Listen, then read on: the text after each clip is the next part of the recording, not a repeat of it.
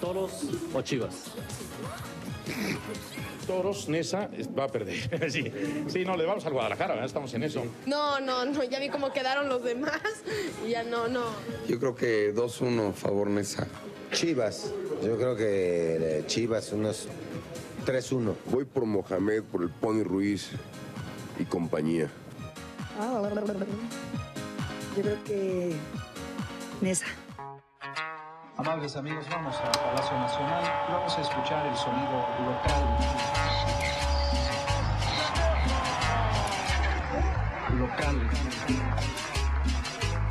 Empieza calientito el partido. El público se empieza a desesperar un poco. Al estilo karateca. Felicidades a Nesa, excelente.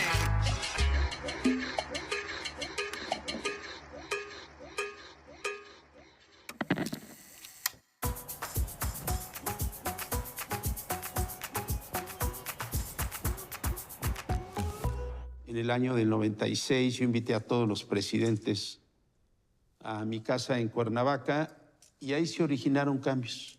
Por ejemplo, yo diría que el más trascendente es que hubiera 2 campeonatos. El negocio ya tenía que dar otro revulsivo, ¿no? Entonces, pues en este afán de qué tenemos que hacer, se pone a consideración el tema de los torneos cortos. Doble liguilla, papá, porque la liguilla es lo que nos deja, la liguilla es la que vende, la liguilla es la que revienta este negocio. Vámonos. A Nesa sí algo que le costaba trabajo los años anteriores, que empezaba como que a despegar, pero pues al final como que se caían. Y esto se conjunta y parece que alguien diseñó, ¿no? Que alguien escribió esta historia cuando llega el Ojitos Mesa. El fútbol, lo quiero muchísimo, porque además me ha dado la posibilidad de crecer diferente. Intento ser un hombre de bien. Ojitos Mesa vivió siempre a la sombra del gran arquero Miguel Marín, como arquero suplente de Cruz Azul. Intervención del guardameta Mesa. Eso de Enrique Mesa, de ser un portero que jugó poco, aunque fue portero, futbolista profesional 15 o 18 años, no sé, ayudó a que acentuara su análisis del juego, ¿no? Estás en la banca viendo mucho los partidos, pensando qué harías si ingresaras. Es un filósofo del fútbol, pero es alguien que le quiere dejar al futbolista algo más que instrucciones para el terreno de juego. Es un consejero de vida. ¿Cómo va tu vida? ¿Cómo está tu vida personal? ¿Tu familia? Él hablaba de que si podíamos ser amigos, íbamos a ser un equipo peligroso. Lo que siempre nos inculcó, ¿no? Primero está Dios, luego la familia y enseguida el fútbol. Lo veíamos como si fuera un papá de todos, ¿no? Yo estaba sin trabajo, tenía año y medio sin trabajar. Y me hablan para ir a ver al señor Juan Antonio Hernández. Me causó muy buena impresión, pero la paga era muy poca. Pero me parecía muy atractiva la situación, porque era un equipo de primera división y porque tenía unos jugadores que yo pensaba que podían llegar a jugar muy bien.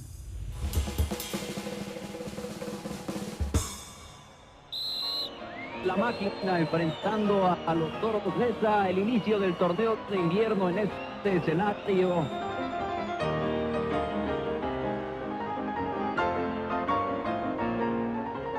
Eran muy desordenados para jugar. Se iban al ataque con mucha frecuencia, gente que no tenía que ir al ataque. Yo creo que más que desordenado encontré un equipo violento y nos valía madre. Una banda tremenda, para lo bueno como para lo malo, ¿eh?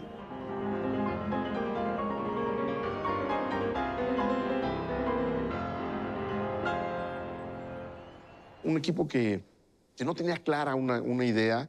No éramos tan pensantes y no éramos tan estructurados a la hora de plantear los partidos. Era ir y venir confiando en nuestras fuerzas. Nos llevábamos muy bien todos, pero de repente, pues, yo mis carrerotas o Mohamed se arrancaba solo, o el Pony desbordaba y tiraba centros, no llegaba nadie. Y la verdad, Omar, a la banda que había en ese momento, no, yo creo que cualquiera no lo podría haber hecho, ¿no? Lo veías al profe y sufría. Yo soy un tipo de gente en el fútbol que tiene que partir del orden siempre.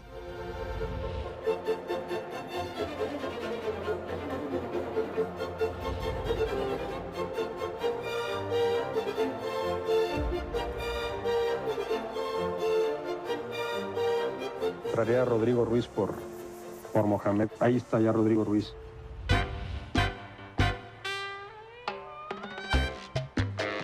Soy de Santiago, la capital de Chile. Mi papá igual siempre fue futbolero. Me incitaba al hecho de jugar. Él mismo, o sea, yo tenía el ejemplo de él, que él jugaba en su club. Y la verdad, creo que hicieron un trabajo increíble. Por el ejemplo que me dieron en su forma de ser, en su accionar, todo eso pues me ayudó a ser lo que he sido hasta ahora como persona, más que nada, más allá del futbolista. Y después ya ingresé a una escuela de fútbol de Unión Española, que es el equipo que me formó. Después de un partido amistoso contra Real Madrid, allá en Chile, en donde pues sí jugué bastante bien. Y ahí llamé la atención de Alfredo Tena, que era el entrenador de Puebla en ese momento. Y me invitan a venir para acá y yo, pues encantado. Sí tenía noción lo que era el fútbol mexicano. Sabía que era un fútbol importante. Pony Ruiz saca centro, el remate, fácil para el arquero. Maravilloso jugador, chaparrito, fuerte, cumplía, siempre llevaba la pelota, regresaba y metía el centro. Ya empezaba a dar esos destellos de la habilidad que tenía, de lo difícil que era quitarle el balón, del arranque y la potencia que tenía en sus piernas. Este Pony Ruiz quiere cabalgar. Le pegabas y ni se inmutaba, ni te volteaba a ver. A veces, te digo, a veces hasta eso te daba más coraje. Mide 1.20, el desgraciadísimo, y era un gigante, ¿no? El más chaparro del fútbol mexicano en ese tiempo, el Pony Ruiz. Calladito de todo, pero de las patas tenía todo. Chico también raro, no hablaba, ese sí no hablaba. Rodrigo es una persona muy seria. Y esto le viene porque sus padres son sordomudos. Entonces no es fácil que Rodrigo exponga, ¿no? Pony aprendió a escuchar. Sabía dónde iba a ir la pelota, sabía leer los gestos del cuerpo. En el quiebre de Pony Ruiz se la pone sensacional a De Melo. El 3-2 para la escuadra de Toros Neza. Nilson De Melo, que era un rayo. Una velocidad del muchacho extraordinaria. Qué calidad de jugador. Cuando vino era una luz. Pero pronto empezó a hacer cosas.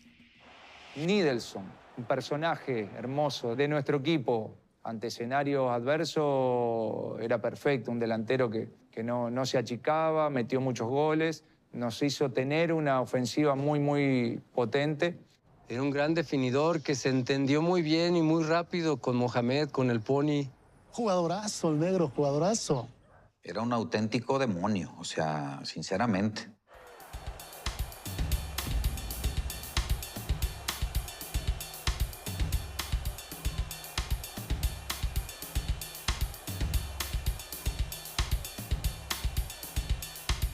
Nilson, pues no era fácil.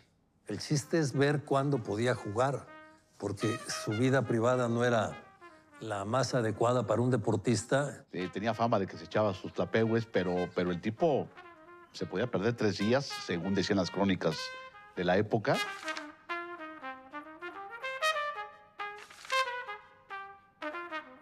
Dicen sus compañeros, pues, que tenía más noche que Alaska el señor Di Melo. Diario entraba a la Copa. Diario. Si le contaban la historia, ¿cómo estuvo completa? A ver, cuéntamela. Bueno, había un señor aquí que lo mandaban a que lo cuidara. En el hotel. Se le escapaba.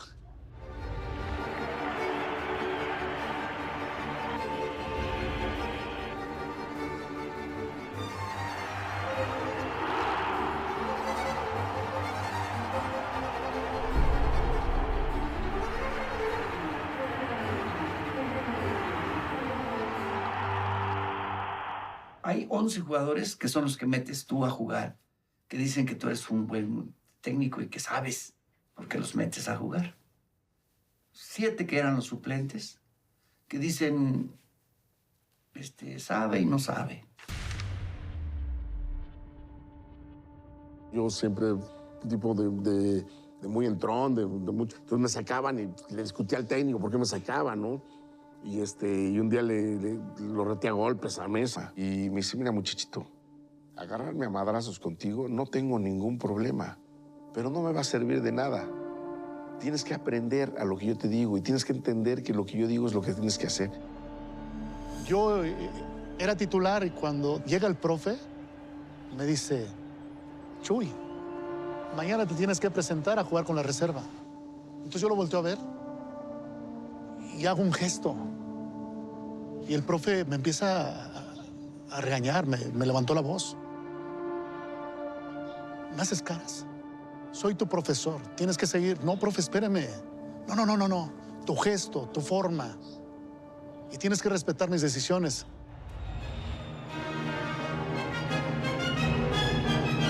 La verdad depende mucho este equipo de lo que ofensivamente pueda hacer Mohamed. La pelota está en el fondo. ¡Golazo!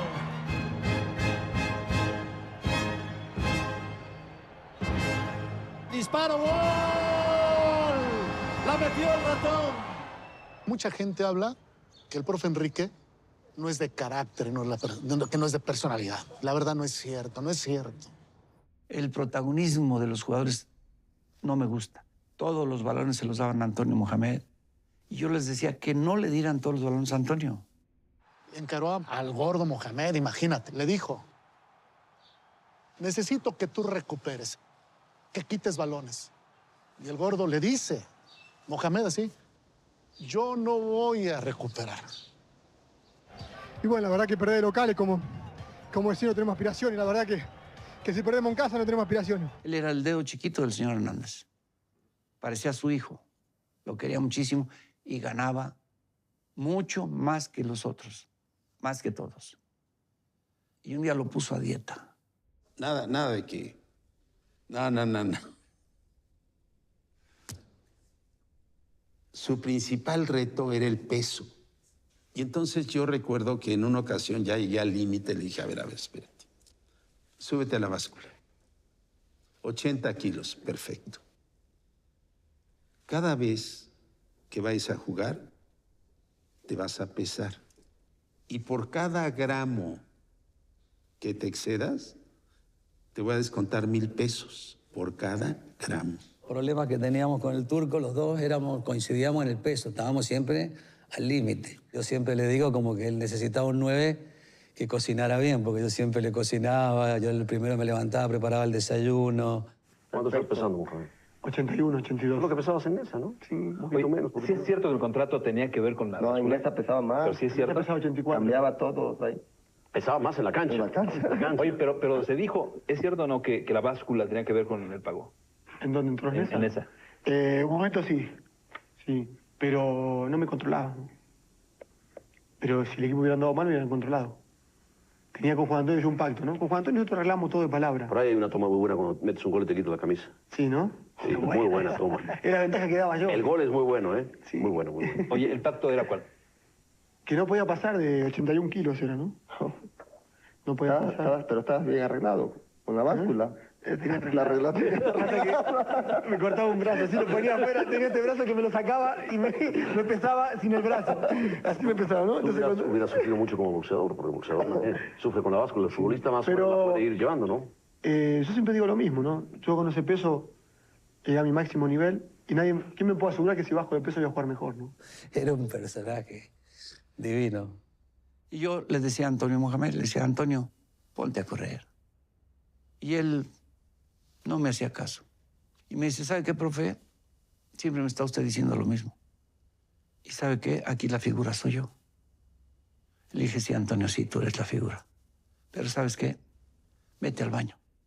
¿Cómo? Sí, vete al baño. Un futbolista como Mohamed, que, insisto, era un futbolista dotado de grandes cualidades, pero con todo respeto, hoy no jugaría. Porque a veces entraba y se le veía el uniforme, que la camiseta le quedaba apretada, pero era un genio, un dios. Tocaba la pelota y todo se transformaba. Y entonces trasladó el barrio argentino a Ciudad Neza. Ellos querían al equipo, ellos querían al barrio, les gustaba el barrio también. Terminando los partidos hay unos guaraches cerca del estadio, que son el tío Jesse, se iban a comer ahí, les gustaba.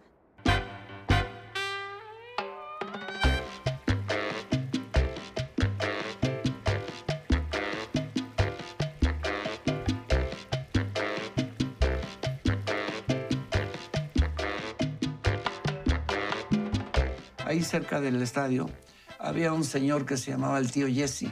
Era un restaurante de garnachas, de quesadillas, pero riquísimo. Yo iba también a veces.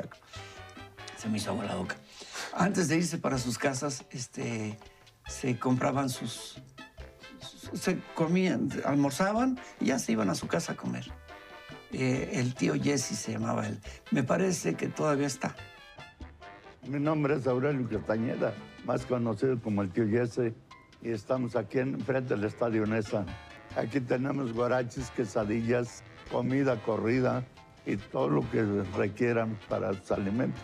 Yo creo que todos los equipos tienen un lugar donde se van a echar la chela y a cotorrear y a convivir. Y ahí enfrente era un lugar de mucha garnacha, era Nesa, ¿no? Era Nesa. El vestidor apestaba a garnacha y a todo ese tipo de cosas. En el vestidor ahí estaba toda la comida, así, comíamos acá y ya, o sea, increíble. El doctor, se fueron a tragar, ¿verdad, cabrones? Tienen que comer y a ver qué fueron a comer, ¿no? Pues él ya sabía, ¿no? Había esa comunión, ¿no? Había esa comunión. Entonces, teníamos esa unidad, ¿no? Nos identificábamos mucho. Todos eran de buen apetito. Sí, pues, para qué, es decir, el que siempre estaba aquí era el Piojo. Ese no vallaba diario casi.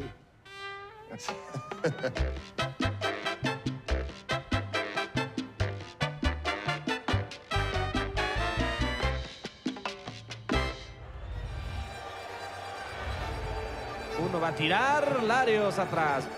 Pony no le pegó bien. Abutis penal. Un desorden que nos ha costado a lo largo de todo este torneo.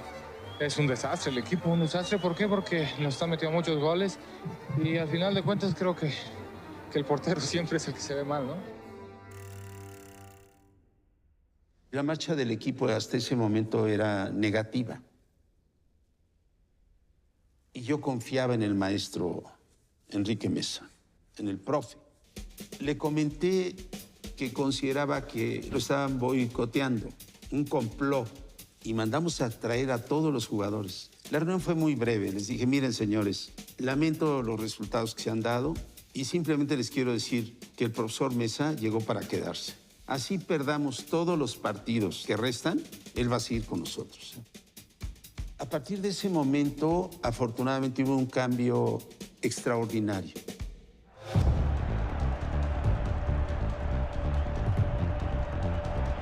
Al minuto 50, Toros Neza lograba el empate en una gran jugada de Mohamed.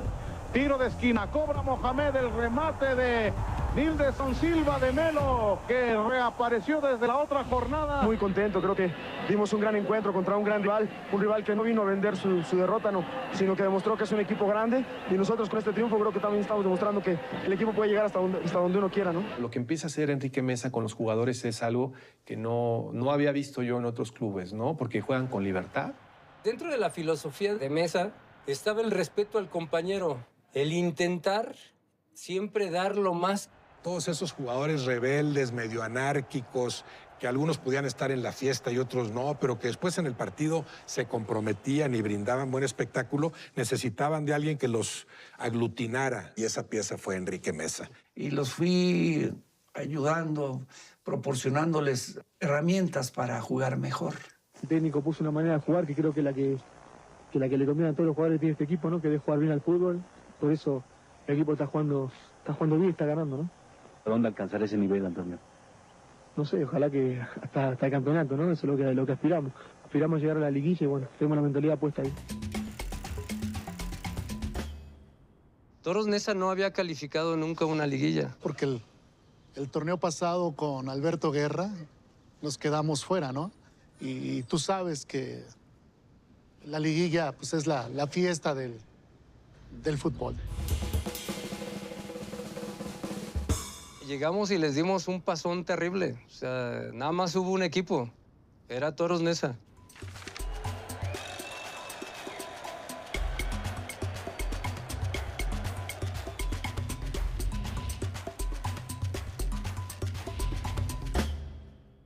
Este es invierno 96.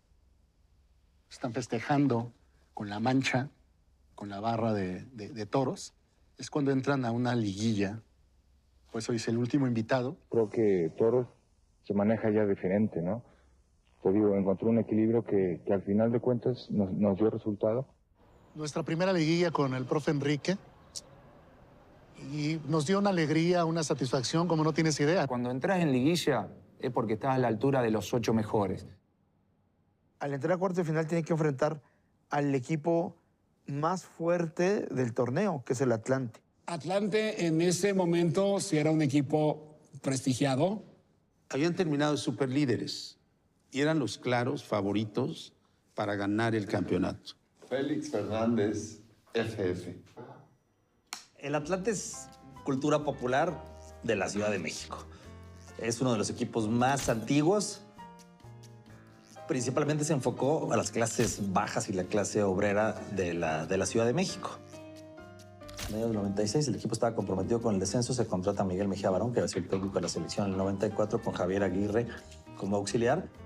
Miguel Mejía Barón había llevado a México a llegar a la final en su primer Copa América. Había sido campeón con Pumas años atrás. O sea, era el técnico más importante de ese momento. En esa época específicamente, ya el Atlante, como te decía, pertenece al grupo de equipos de Televisa. Eran América, Necaxa y Atlante los que en ese momento estaban dentro del grupo. Era el representante del gigantesco emporio televisivo. Entonces esa no era la joya apetecible de nadie. Nosotros en TV Azteca en ese momento entendimos que el producto era maravilloso, que si sabíamos aprovecharlo, el producto iba a ser maravilloso. Entonces, de repente irrumpió, abrió las cortinas del escenario y empezó a jugar como jugó. Y empezó a convertirse en una costumbre. ¿A dónde voy a ir a hacer la nota de color de cada semana? ¿De cada 15 días? A Nesa.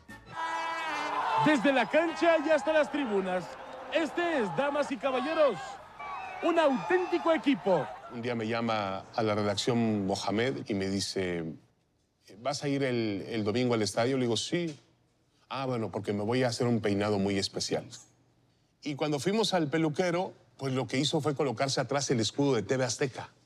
Me dice, ¿cómo lo ves? Le digo, no, perfecto. Pues, de que te vamos a tomar, te vamos a tomar. En Televisa no vas a existir, güey.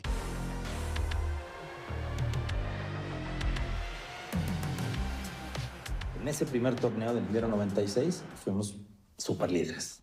El equipo perdió 2 partidos, solamente 1-0, el equipo menos goleado y el equipo favorito para ser campeón. Trae un equipazo, Jorge Campos, Ramírez Perales, Tiva. Equipazo, equipazo. El partido del Atlante es un partido de los más importantes que hemos disputado en ese ciclo. Las apuestas todas iban con el Atlante. Yo creo que nadie le daba nada al equipo que apenas se había logrado pasar por vía repechaje. Jugamos León y ganamos. Y el Turco y algún otro dice, ¿y por qué si entramos a la liguilla no nos teñimos? Estábamos en el hotel y llegan al cuarto. Me acuerdo que llegó Memo Vázquez, Chucho y llega Mohamed. Entonces llegan y me dicen, Humberto, nos vamos a pintar el pelo. Nada más les digo dónde vamos a estar en la habitación y qué color de pelo quieren. Y nosotros, pues pensábamos que era el tinte directo, ¿no? El spray. Dice, no, tenemos que decolorarlo. Y estaba el famoso peróxido. Me ardió porque me decoloraron el pelo que tenía en ese momento, que sí era vasto. Y nos empezamos a reír, a cagarnos de risa. Yo siempre, ¿yo para qué me lo pinto? Si lo tengo amarillo, ¿para qué me lo pinto? Esta fotito es la que yo tengo de recuerdo, entre todas mis fotos, el primer día que salieron a la cancha con el pelo pintado y que el público tenía el gusto de verlos y la alegría. Y el equipo daba para eso, para hacer esas cosas, para no descentrarse de lo que hacíamos, para ser serios, pero a su vez crear ese ámbito agradable para la gente que nos iba a ver. Un auténtico equipo de barrio. ¡Viva Nesa, cabrón!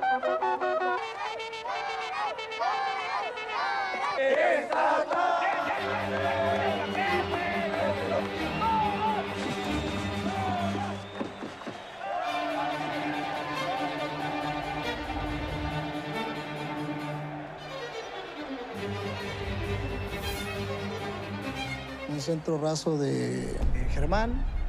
Y ahí llego yo y la meto con el tacón. Llego medio chocándome con Nildeson. Pero ese día la velocidad de Toros Neza jamás la alcanzó el Atlante. Nunca supo leer el partido. Además, un ex técnico de selección nacional como era Miguel Mejía Barón.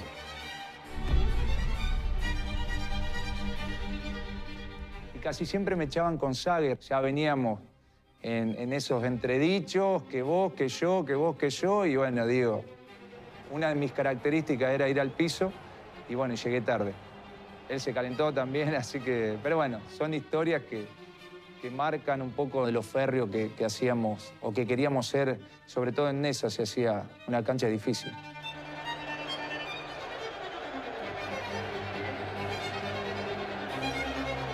No encuentras una explicación para el desastre que estábamos viviendo ese día. No lo encuentras. Esto no puede suceder. O sea, en algún momento tenemos nosotros que reaccionar porque somos, en teoría, mejores que ellos.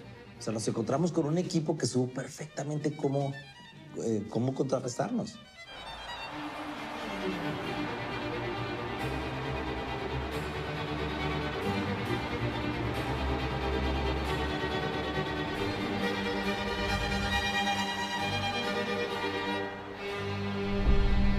El primer partido acá contra Atlante, pelos pintados y todo ese show, y haberle metido 4 al líder fue fascinante.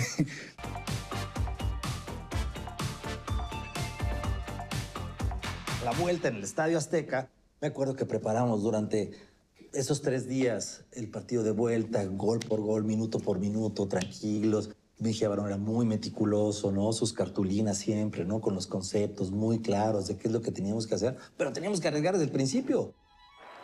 Este es el Estadio Azteca que recibe hoy a Toros Neza. Hoy el Atlante le tiene que hacer 4 y no le ha podido hacer ninguno. Sí, señores, aficionados que viven la intensidad del fútbol, balón sobre Nildeson de Melo. Este es el Pony Ruiz, con su look de cabello rubio, el andino. Y el Atlante con esa fe de que podía remontar y llama a su gente para llenar el estadio. Y Toros Neza aguanta un ratito con el 0-0. A los pocos minutos de empezar el partido, Jorge Campos, que estaba como portero titular, se lesiona y se rompe la rodilla. Entonces tuve que entrar, entré yo. Vean entrado, cómo levantó la pierna, al estilo karateca, López Meneses. Nuestro mejor jugador, o por lo menos el más caro, era Tiva. Y en esa serie, Tiva desapareció por completo. Dependíamos mucho de él. Y la razón por la que desapareció, confesión del mismo, es que por sus creencias le habían dicho que lo que significaban esas máscaras, ese pelo pintado o algo, que era un tema más como de brujería. Decía que no pudo concentrarse porque estaba jugando contra el demonio. Estamos ya en el tercer minuto. Atlante tiene que venir por goles y rápido. Atlante se caracterizaba por ser un equipo ordenado, que la mejor defensa y qué sé yo. Y eso pues, se fue al carajo, ¿no? El eje de ataque tiene que salir, buscó a Carvajal, la reacción buena de Memo Vázquez. Y arranca a toda velocidad Aranqui, dejando ahí cortita. Balón sobre Nildeson, suya. ¡Gol!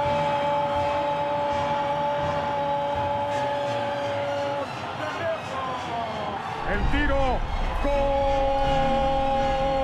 del Pony Ruiz. Es el que le va a tocar al equipo de los Toros. Ahí Arangio, mano suya, gol de Neza. El tercero, 7-0 en el global. Increíble, señores. Neza siendo infinitamente superior al Atlante. Mucha gente, y vean qué pase pone Mohamed. Aquí está el otro, no hay fuera de juego. Llegó y la metió. Ya son 4. Y este fotógrafo no es otro que Nildeson de Melo. Miguel Herrera, cuando se convirtió en defensa, metió muy pocos goles. Ese día él mete el 5.º gol. y me voy a llevar a la tumba a Miguel Herrera encima de mí cada vez que lo vea yo recordándome el gol que metió, ¿no? Se va al ataque, le ponen un pase. Cuando salgo yo lo reto y le digo, patea, patea, patea. Y entonces él la toca así suavecito.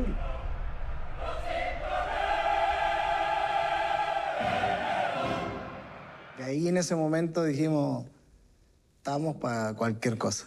Hubo una anécdota muy famosa en que Juan Antonio Hernández de repente llegaba y daba centenarios después de un triunfo importante por un pase a la liguilla. Pues llegaba el turco Mohamed a su casa y en una bolsa le decía, ahí están los premios para los futbolistas. Y cuando vas a venderlos, pues te los checan de pe a pa y no pueden, si están a una raya, o sea, obviamente que por los gramos, si pesa menos, pues te lo pagan peor. No, el gordo llegaba y los tiraba así. De hecho, tengo algún centenario todavía en casa y realmente unos medallones de oro preciosos, hermosos. Y bueno, así cobrábamos los premios cada vez que ganábamos. Y fíjate, ¿no? Pues todos pensaban que teníamos un tesoro, ¿no? Pero no, había una estrategia, ¿eh? Todo te lo tenías que ganar. Él hacía paquetes de 5 partidos. Pero si tú perdías un partido, se borraba todo. Todo fue diferente en ese equipo. Todo fue muy especial.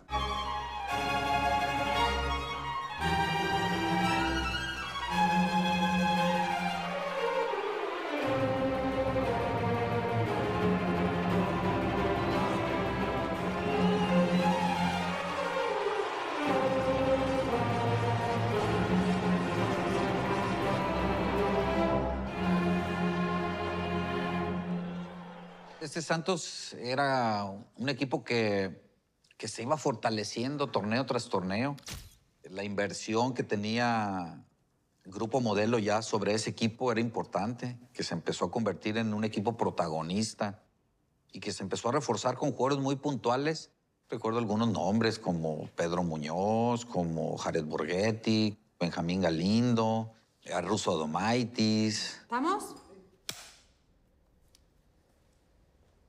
Santos del 96, muy bien dirigido por Alfredo Otena. Si nosotros nos poníamos arriba en el marcador, era muy difícil que te puedan convertir.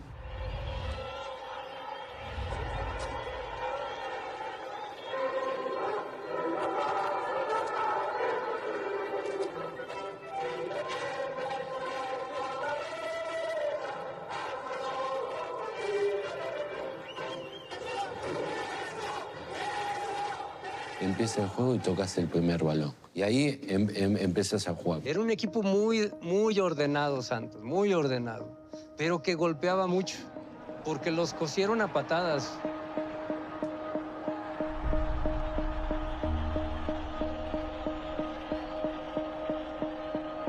Imagínate, si ellos llevaban la de ganar y te convertían en un gol, después levantaban pecho y después te encaraban con más decisión, más determinación y te podían hacer 2 o 3 goles. Pero si vos recuperabas, mucho de ello por vocación o mentalidad muy ofensiva, le costaba el retorno. Entonces después lo podías agarrar un poco mal parado. Sabíamos de la peligrosidad de ellos, que tenían buen equipo adelante y nosotros teníamos que mantener el 0 atrás para ir en casa y cerrar ahí el partido.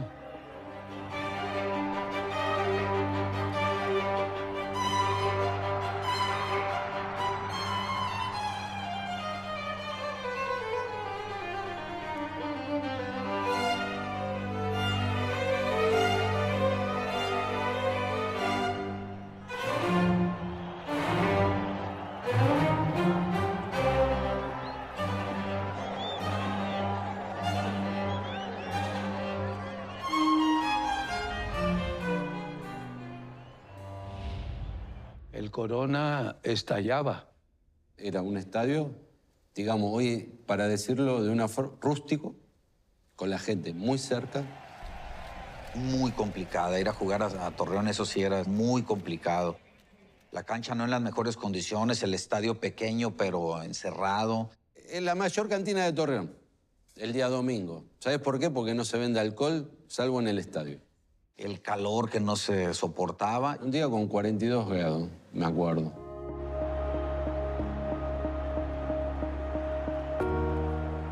Ese Santos estaba destinado ya a ser campeón. Como que les faltó gas al equipo de Toros Neza, ¿no? Como que se vaciaron contra el Atlante, pero ahí ya empezaban a a mandar señales de lo que venía, ¿no? De la manera de jugar, de la forma de ser.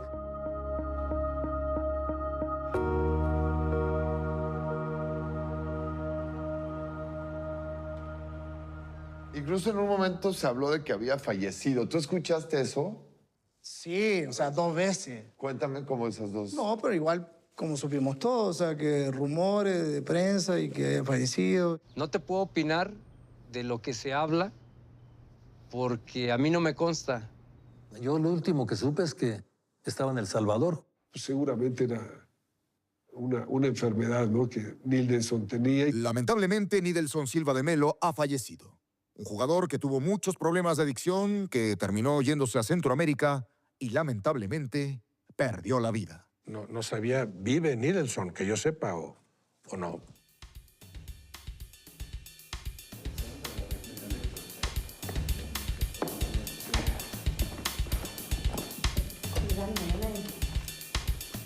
Éxitos, amigo. Gracias. Perdón, un poquito para adelante. Está perfecto.